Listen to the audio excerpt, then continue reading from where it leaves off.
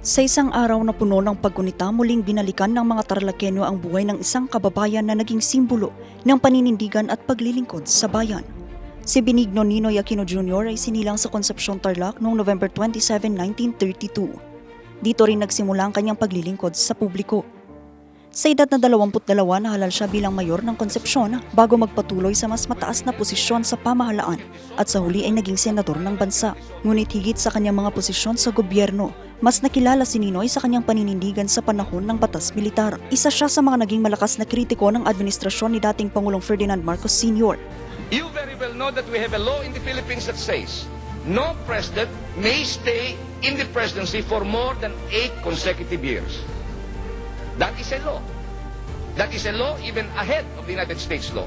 Dahil dito naaresto at nakulong siya noong ipatupad ang batas militar noong 1972. Sa kabila ng pagkakabilanggo, hindi nawala ang kanyang paninindigan. Matapos ang ilang taon na payagang magpagamot at manirahan sa Estados Unidos. Ngunit noong 1983 nagpasya siyang bumalik sa Pilipinas. August 21, 1983 sa kanyang pagbalik, binaril at napatay si Ninoy sa Manila International Airport, isang pangyayaring nagdulot ng malawakang pagkilos sa mga Pilipino. Ang kanyang kamatayan ay lalo pang nagbuklod sa mga tumututol sa rehimen at naging isa sa mga pangyayaring nagbigay diin sa panawagan para sa pagbabago.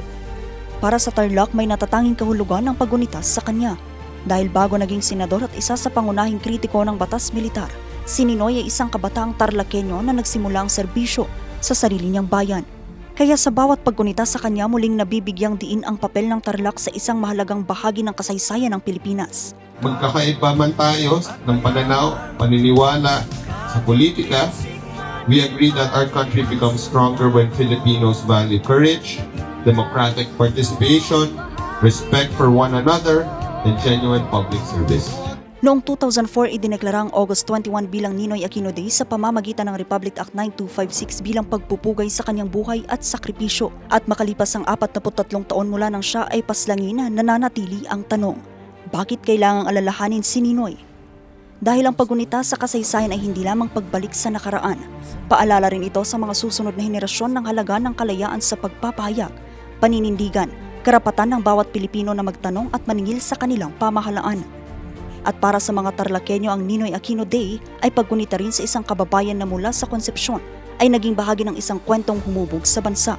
43 taon matapos ang kanyang pagkamatay, nananatiling buhay ang pangalan ni Ninoy Aquino sa kasaysayan ng Pilipinas at sa kanyang bayang sinilangan, ang Tarlac. Ngayong araw din binisita ng pamilya ng yumao ng Senador Benigno Ninoy Aquino Jr. ang NAIA Terminal 1 upang silipin ang marker na nakalagay bilang pagpupugay sa kanya. Vanessa Bugtong, RNG News.